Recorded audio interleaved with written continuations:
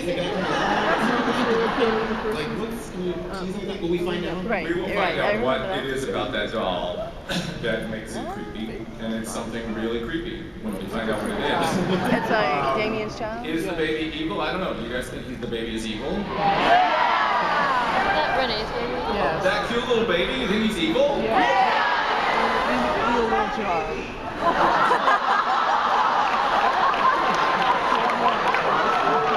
Oh my God. I knew that fans of this show were sick, but I had no idea. You guys were this sick. Can I just say something? I was episode 12 last year.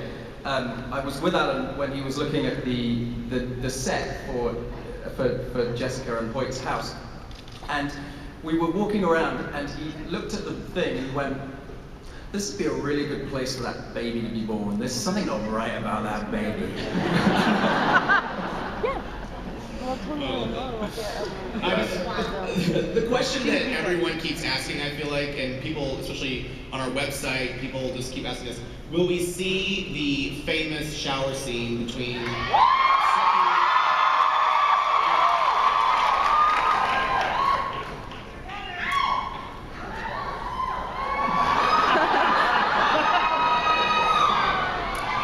There will be a moment in the show where Suki and Eric are together in a shower.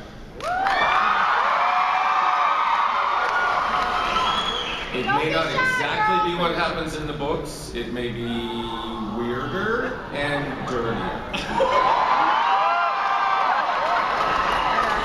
Don't be shy! This is a question that I got over Twitter. What, for all of you guys, what's been your favorite part of this season so far? Has there been like one moment in the first, 4 episodes that you like really loved? Well, I personally enjoyed the ritualistic gang rape of Jason Sackhouse. Hotshot Were-Panther women. There's actually a bizarre sense of enjoyment in that for me too. It's nice to get that human contact every now and then, and I feel like it's a bizarre sense of therapy for me, so I'll take it. Do we guys have any favorite moments? Cage fighting. What do you think? Cage fighting. Oh, totally. Yeah. I really enjoyed the swimming in the sun. We didn't get to go in the sun very often, and that was very nice. I would say throwing eggs at Jim Parrott. Yeah. We had a good time with that. Anna, speaking of the lake scene, you know, Sausage party? yeah, the sausage party, as you put it. Can you just like take us through what that was like when you're like standing next to Alcide and to Eric and they're just naked and you have to like give lines? I know your husband's right next to you, but can you just indulge in my question? I remember for one thing that I'm 5'4" 3/4, and Joe Manganiello is like a full foot taller than me, so let's just say proportion-wise, when I turn around and look at him.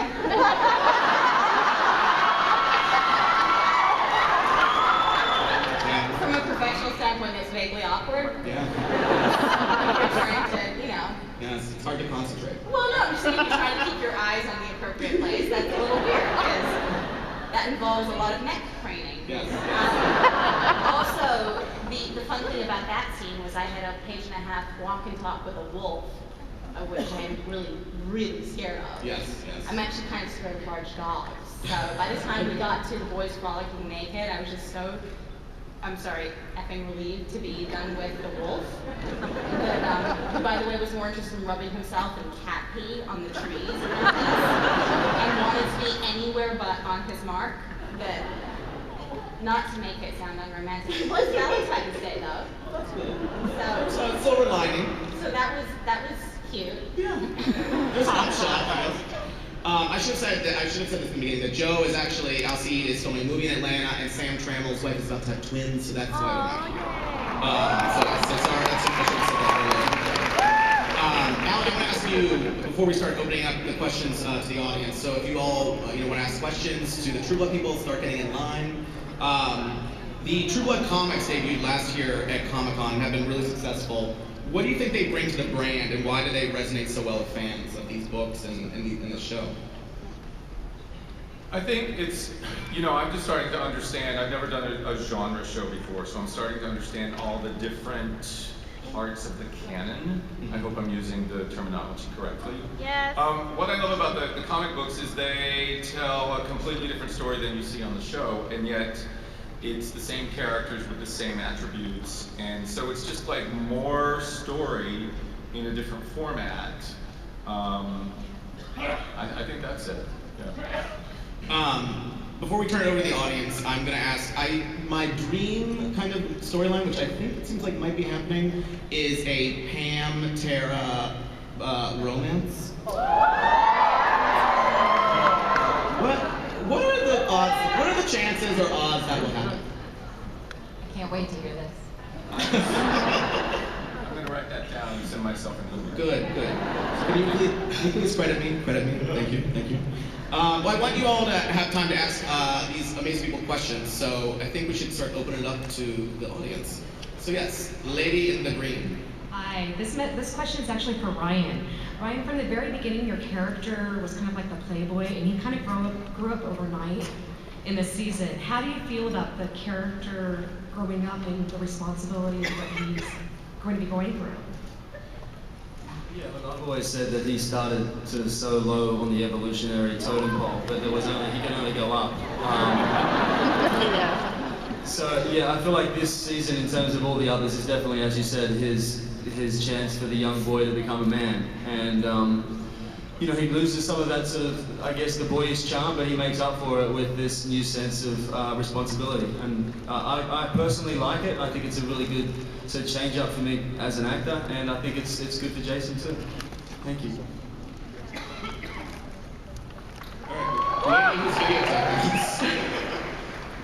I need Alex on video because my question is for him. First of all, fun basmak duet, and second of all, I wanted to know, Eric's voice is a lot deeper in the first season, and it grew higher a little bit as the seasons progressed. So I wanted to know if that was reflecting him being humanized more. Oh, and by the way, I loved you in Hun Triket and Vingar av Glass.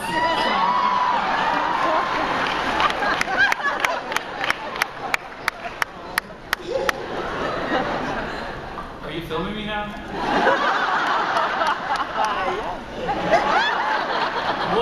What was the first part of the question? Your voice, it's getting higher. I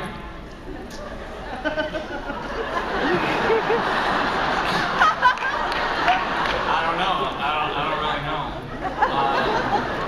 But I like that interpretation. I'm going to go with that. That was more of the robot in the beginning, and now I'm becoming more and more human.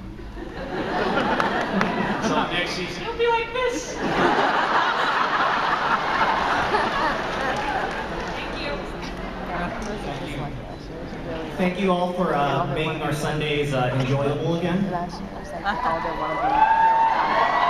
We've seen how Eric and Bill were made. Are we going to see this season how Eric made Pam?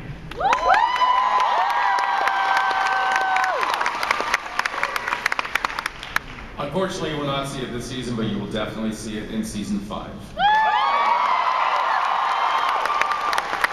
all really excited about that. Oh, my baby.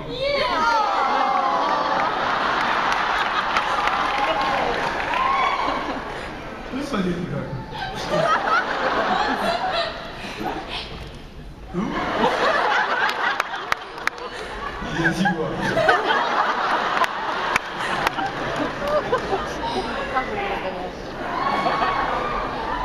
All right, gentlemen. Nelson, I'd like to thank you for playing one of the most powerful gay characters on television.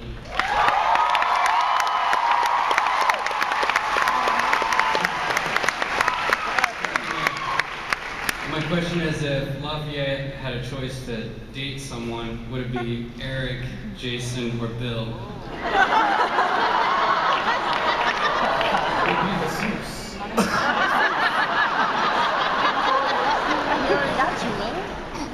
I must say I'm happy with the squeeze I got. With Jesus. But I did all four of them.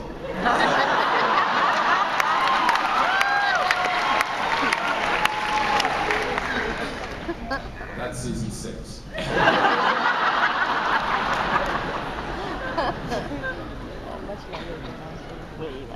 Hi, I'm Janine. Fan of the show, and I just want to ask a question for all of you guys. What is wrong with you people? You know you're all going to hell.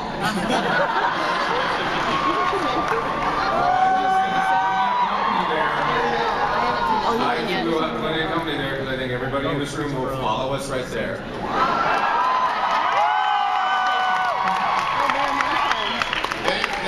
That's Janina Gavankar, who plays Luna. In case anyone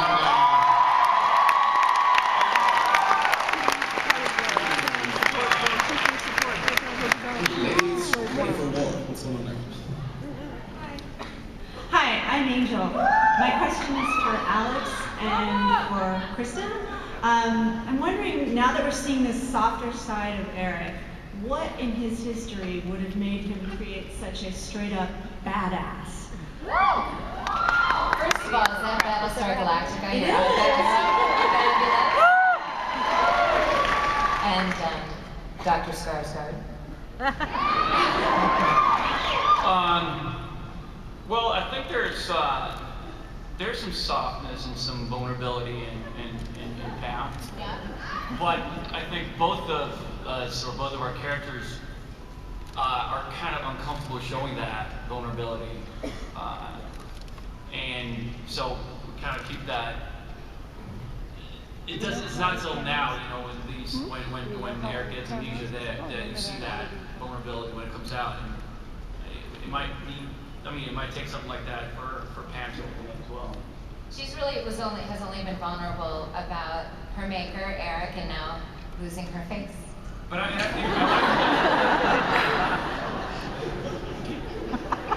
and you saw a bit of that end of season 3, like some tender moments. Mm-hmm. They're brief, but they're there. You know. Oh yeah.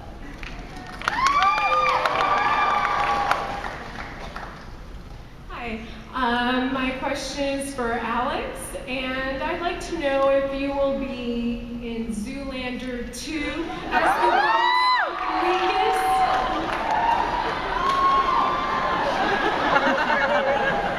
I think that's a question for Ben Stiller. But I like the idea.